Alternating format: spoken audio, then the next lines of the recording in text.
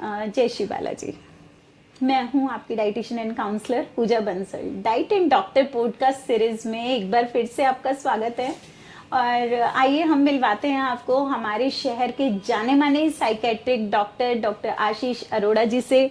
और आशीष अरोड़ा जी, आपका बहुत बहुत स्वागत है हमारे diet and doctor podcast series में। Thank you for inviting. Most welcome sir. Sir जो आज हमारा टॉपिक है, मतलब आजकल हम सुनते हैं ना कि बच्चे भी बोल देते हैं मुझे डिप्रेशन है, मुझे स्ट्रेस है। हमारे टाइम में तो कोई डिप्रेशन स्ट्रेस ऐसा कोई शब्द हमने सुना ही नहीं था, और अगर ऐसा कुछ शब्द बोल भी देते तो मम्मी का थप्पड़ आता था कटाक से। और अब जो ये चीजें सुनने को मिलती है, डिप्रेशन है, स्ट्रेस है, तो मुझे भी कई बार डाउट होता है कि किसको है किसको नहीं है, कैसे आइडेंटिफाई करें। ये आइडेंटिफाई करने के लिए हमने सर को बुलाया है। तो सर, हमारा टॉपिक ही आपके साथ आज डिस्कशन का जो रहेगा वो ये रहेगा कि डिप्रेशन और स्ट्रेस को हम कैसे आइडेंटिफाई करें। जी बिल्कुल।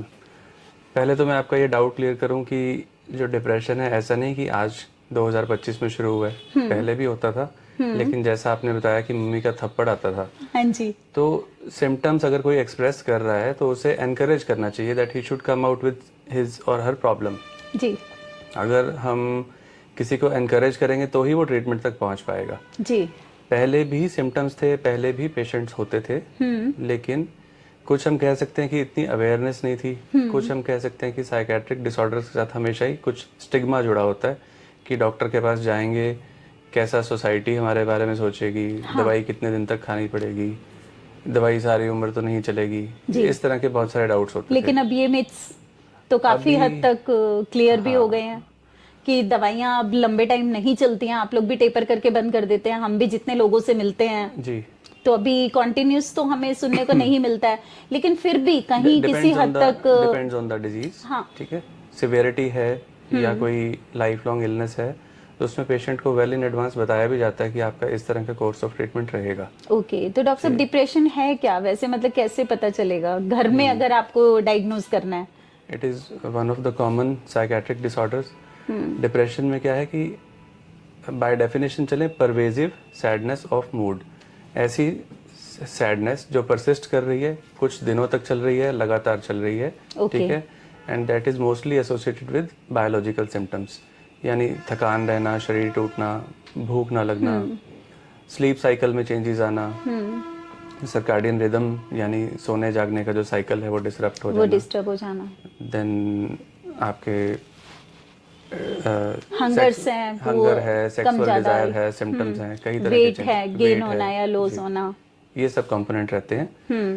एंड कॉग्निटिव कंपोनेंट रहते हैं, जैसे कंसंट्रेट ना कर पाना, फोकस ना बना पाना जी, या एग्जीक्यूटिव टास्क जो है डलनेस आ जाती है, कैसे आप प्रोग्रामिंग करेंगे, फ्यूचर प्लानिंग करेंगे, ये सिम्टम्स भी डल पड़ने लग जाते हैं जी। तो इसके पीछे रीजन क्या हो सकता है, वजह क्या हो सकती है? बायोलॉजिकल रीजंस हो सकते हैं। Suppose there is genetic loading, कोई कुछ जीन्स लेके पैदा हुआ है तो वो सूनर और लेटर एक्सप्रेस करेंगे।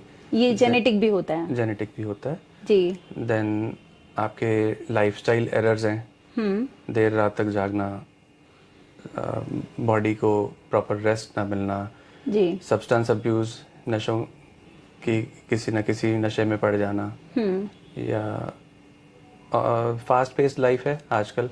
मोस्ट कॉमन जैसे टू मच इन्हें, मतलब hurry, always in a hurry, always in a worry, ये कॉमन कंट्रीब्यूटिंग फैक्टर्स हैं। जी, मोस्ट कॉमनली जैसे हम देखते हैं कि बच्चे जो बाहर अपनी कोचिंग के लिए जाते हैं, जैसे कोटा हो गया, सीकर हो गया, इस तरह से जो बच्चे जा रहे हैं, वहाँ हमें उनके सुसाइडल अटेम्प्ट सुनने को मिलते हैं और बार बार सुनने को मिलता है बच्चे ड्रग्स एडिक्टिव होते जा रहे हैं। तो क्या कहीं किसी हद तक हम उससे भी रिलेट कर सकते हैं, ये डिप्रेशन है, स्ट्रेस है, क्या है उन बच्चों को? ये जो एडोलेसेंट्स में पाया जाता है सुसाइडल टेंडेंसी, इसको हम वर्दर सिंड्रोम बोलते हैं जी। वर्दर सिंड्रोम में क्या होता है, एक बच्चे की देखा देखी दूसरा बच्चा भी वैसे बिहेवियर इनेक्ट करने लग जाता है। ना केवल कोटा में, बल्कि मैं कहूँगा कि जो विदर्भ रीजन में जो फार्मर्स के सुसाइड हैं और ऐसी कुछ पॉकेट्स हैं जहाँ पे सुसाइड का एक कल्चर आ जाता है, कल्ट बन जाता है, तो ये इसे वर्दर सिंड्रोम बोलते हैं। ये भी लोग देखा देखी भी करते हैं? देखा देखी भी एक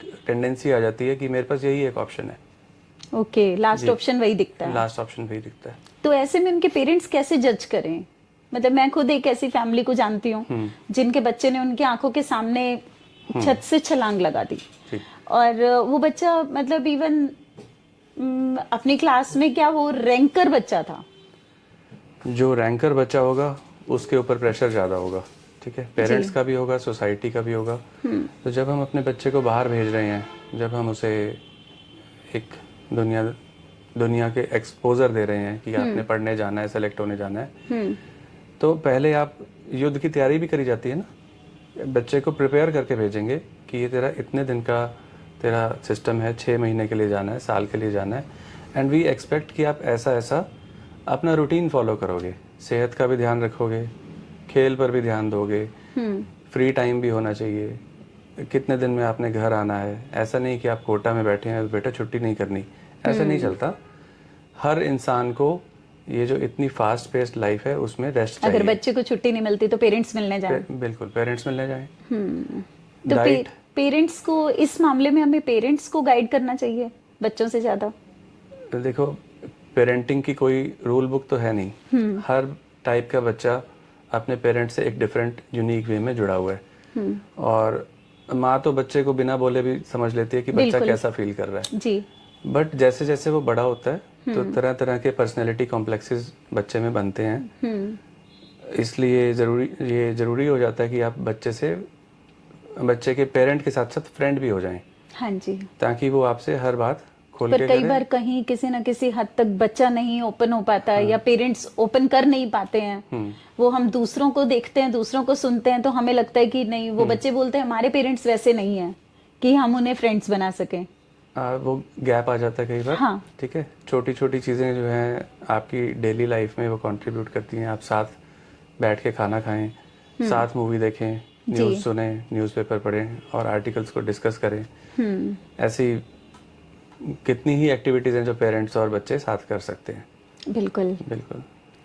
तो डॉक्टर साहब, आप मतलब क्या गाइड करना चाहेंगे कि पेरेंट्स को ऐसा जब लगना शुरू हो जाए तो कब उनको डॉक्टर की जरूरत पड़ती है, या वो खुद की काउंसलिंग से अपने बच्चे को या खुद की फैमिली को? Counselling is not a solution.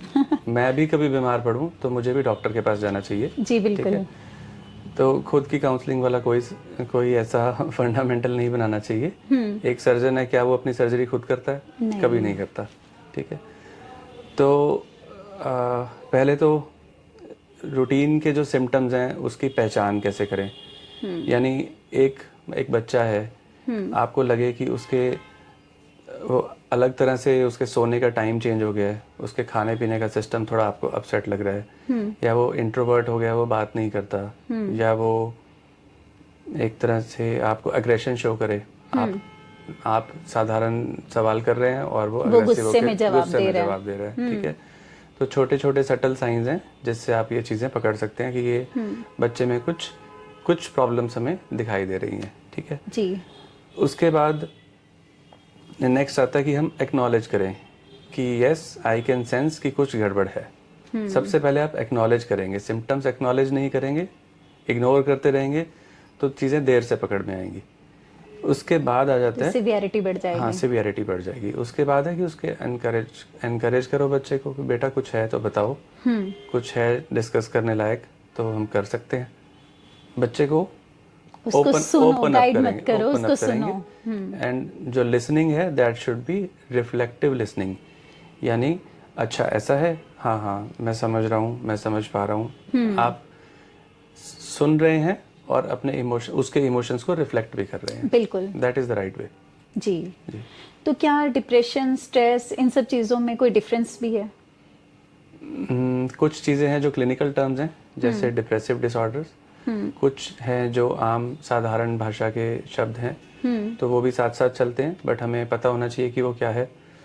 Depression तो एक क्लिनिकल डिसऑर्डर्स है जिसमें मल्टीपल सिम्टम्स हो सकते हैं जो अभी हमने डिस्कस किए। फिर stress, literally meaning stress means तनाव, कि कोई चीज़ इतनी खिंची हुई है कि वो टूट भी सकती है, दैट इज स्ट्रेस। एक और कॉमन शब्द आता है anxiety, the fear of unknown, कि हम हमेशा एंग्शियस हैं, नर्वस हैं और ऐसा सेंस कर रहे हैं कि कुछ होगा, कुछ बुरा होगा, मेरे साथ कुछ बुरा होगा, या means the cognition is dominated by negative thoughts. Okay. जी। तो डॉक्टर साहब जैसे कुछ केसेस में तो हमने ये बोल दिया कि पेशेंट उदास है या हमें घर पे वो कम बोल रहा है या गुस्सा कर रहा है, हमें कुछ टाइम उसको जज करना है, हफ्ते 2 हफ्ते कुछ दिन हमने उसे जज करना है। लेकिन जैसे आजकल हम अपने सोशल मीडिया के थ्रू भी देखते हैं, टीवी एक्टर्स, फिल्म एक्टर्स, तो ये जो स्टार्स हैं, ये जो सेलिब्रिटीज हैं, ये लोग भी बोलते हैं कि हम लोग डिप्रेशन में थे, हमने फला फला साइकेट्रिक का हेल्प लिया, काउंसलिंग ली। तो वो लोग, वो पर्सनैलिटीज हमें हमारे सामने टीवी पर विजुअलाइज वीडियोस में हर वक्त हंसते, प्ले करते, हर वक्त इस तरह से दिखते हैं, तो हमें लगता ही नहीं कि वो लोग कभी उदास भी होते होंगे। तो क्या ऐसी पर्सनैलिटीज भी होती हैं कि वो पब्लिक के सामने तो बिल्कुल हैप्पी मूड में है, लेकिन अंदर से वो डिप्रेस्ड है? पॉसिबली एक स्क्रीन प्रेजेंस किसी सेलिब्रिटी की अलग हो सकती है और पर्सनल लाइफ अलग हो सकती है। ठीक है। फिर जब हम यंग हैं, हम एडोलेसेंट्स हैं, हम एक कॉमन मैन हैं, तो हमें क्या लगता है, the grass is always greener on the other side. हमें लगता है कि उनकी लाइफ तो बहुत अच्छी है, जो इंस्टाग्राम पर, जो फेसबुक पर चल रहा है वही सब कुछ है, रोजी पिक्चर। ऐसा नहीं होता। ठीक है। हम सब लोग वल्नरेबल होते हैं, सब लोग वेरी वेरी ह्यूमन होते हैं। Anybody can break down. क्योंकि उनमें भी हम देखते हैं कि सुसाइडल भी है उनमें, और उनमें यंग एज हार्ट अटैक भी है, उनके हार्ट फेलियर्स भी हैं, तो वो सब चीजें इतनी यंग एज में उनको हो रही है, तो कहीं ना कहीं वो टूट चुके हैं, कुछ ना कुछ उनको ऐसा इश्यू है। अगर वो हेल्प ले लेते कोई साइकेट्रिक डॉक्टर की, साइकोलॉजिस्ट की, काउंसलर की, तो शायद वो। रिलक्टेंस होती है लोगों में, स्टिग्मा होता है कि इतना पॉपुलर सेलिब्रिटी, इतना बड़ा एक्टर, प्रेशर ये कैसे टूट सकता है, ये कैसे डिप्रेस्ड हो सकता है। तो but again coming back to the basics, जो हम फील करते हैं कि अगर मैं परेशानी में हूँ, तो बहुत सिंपल और जो साधारण तरीका होता है कि डॉक्टर के पास आए कि डॉक्टर साहब मेरे को ये परेशानी है, जो एज ओल्ड ट्रेडिशन है। तो साइकेट्री जो है वो बाकी ब्रांचेस से इस मामले में बिल्कुल भी अलग नहीं है। बहुत सिमिलैरिटीज तो है। इसमें आपके जो ब्रांच में लाइफस्टाइल और डाइट का कितना रोल है? लाइफस्टाइल का और डाइट का बहुत ही सिग्निफिकेंट रोल है, न केवल मेरी ब्रांच में, सभी ब्रांचेस में। जी। अगर आपका रूटीन अच्छा है, दिनचर्या अच्छी है, ठीक है ना, अर्ली राइजर हैं, सुबह एक्सरसाइज करते हैं, अच्छा खाना खाते हैं, हेल्दी बैलेंस डाइट खाते हैं, जंक फूड नहीं खाते हैं, या ये सब, ये तो बहुत ही इम्पॉर्टेंट है हर इंसान की लाइफस्टाइल के लिए। तो डॉक्टर साहब आजकल जैसे कि सोशल मीडिया का बहुत चलन हो रखा है और हर एक के हाथ में मोबाइल है, छोटे से लेके बड़े तक, तो सोशल मीडिया कहाँ तक इस चीज के लिए जिम्मेवार है, रिस्पॉन्सिबल है? ये सोशल मीडिया एक ऐसी चीज है जिसके बिना it is an essential evil. ठीक है। It is part of your and my lifestyle. जैसे ये चश्मा है, it is essential, it is part of my body, it has become a part of my body. जैसे रिस्ट वॉच है, ऐसे ही आपका जो फोन है, आपके जो गैजेट्स हैं, ये माइक है, ठीक है, ये एसेंशियल है। इसको यूज कैसे करना है ये हमें सीखना पड़ेगा। कि स्क्रीन टाइम कितना होना चाहिए, क्या कंटेंट होना चाहिए, कंटेंट कौन देख रहा है, किसके लिए बना है, और उसका पर्पस क्या है। जी। तो हम कोई एक्टिविटी करते हैं या किसी एक्टिविटी में एंगेज होते हैं तो वो मीनिंगफुल होनी चाहिए। सोशल मीडिया पे हम सब कुछ ब्लेम नहीं कर सकते, सोशल मीडिया से हम हासिल भी बहुत कुछ करते हैं। बहुत कुछ करते आज का जो आपका पॉडकास्ट है ये भी सोशल मीडिया के थ्रू ही जाएगा। बिल्कुल बिल्कुल। तो डॉक्टर साहब जैसे कि बच्चे आजकल गेमिंग की साइड भी बहुत चले जाते हैं, यंगस्टर तो खास तौर पे, और फिर जब वो वहाँ फाइनेंशियली लॉस में आते हैं तब वो भी एक बहुत बड़ा रीजन है, डिप्रेशन, स्ट्रेस। जी। अभी रिसेंटली जो गवर्नमेंट ने कुछ बैन्स लगाए हैं ऐप्स पे, that is a very welcome step. ठीक है। जब भी हम कोई साइट एक्सेस करते हैं तो कितने साल का, कितनी उम्र का जो इंसान है वो एक्सेस कर सकता है, और ये सब कुछ इसकी गाइडलाइंस होनी चाहिए। और ये मेरे ख्याल से अभी स्टार्टिंग है, और अच्छे रिफॉर्म्स मैं एक्सपेक्ट कर रहा हूँ गवर्नमेंट के अंडर आ सकते हैं। जी जी। तो डॉक्टर साहब पहले जैसे कि मैं बात कर रही थी, शुरू में मैंने बोला था कि हमारे टाइम में शायद हमने डिप्रेशन, स्ट्रेस नहीं देखा, क्योंकि पेरेंट्स कटाक से चांटा लगा देते थे। वो इसलिए लगता था कि ज्वाइंट फैमिलीज होती थी, अगर एक बच्चा बिगड़ रहा है तो बाकी बच्चे ना बिगड़ जाएं।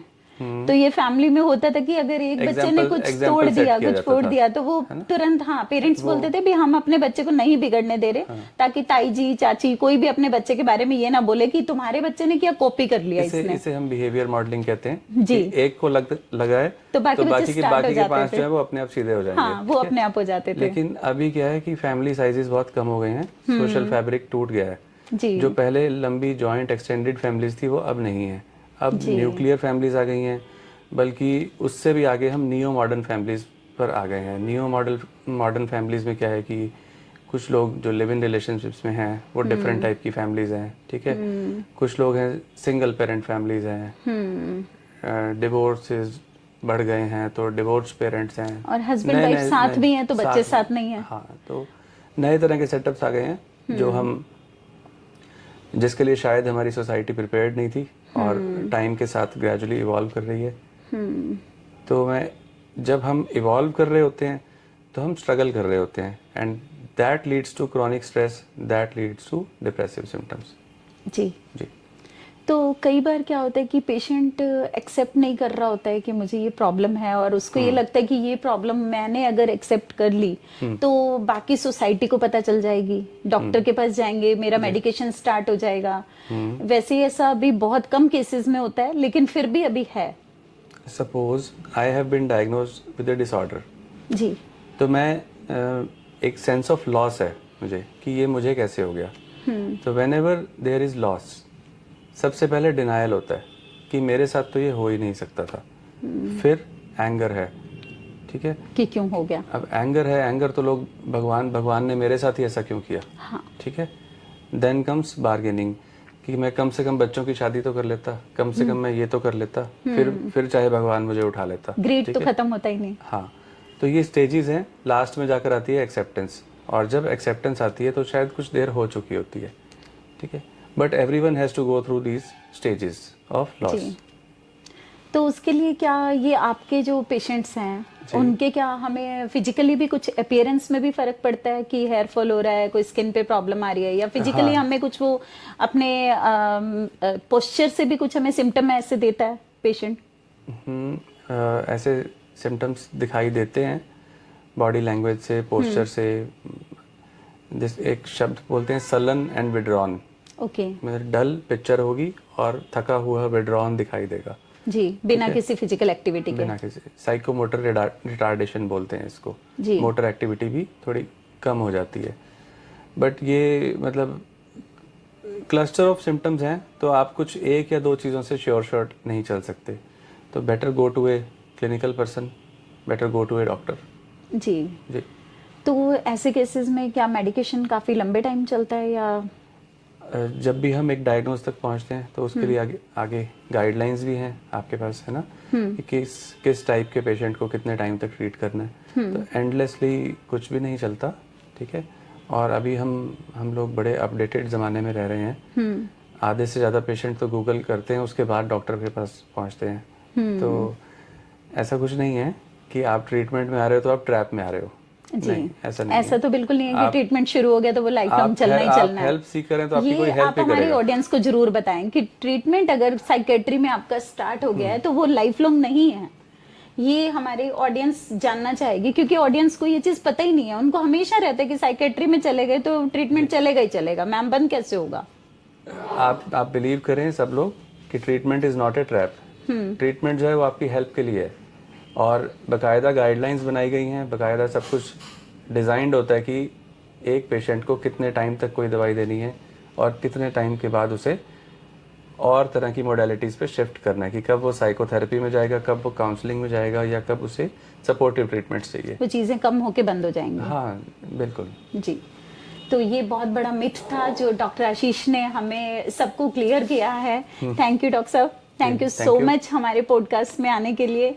जय श्री बालाजी।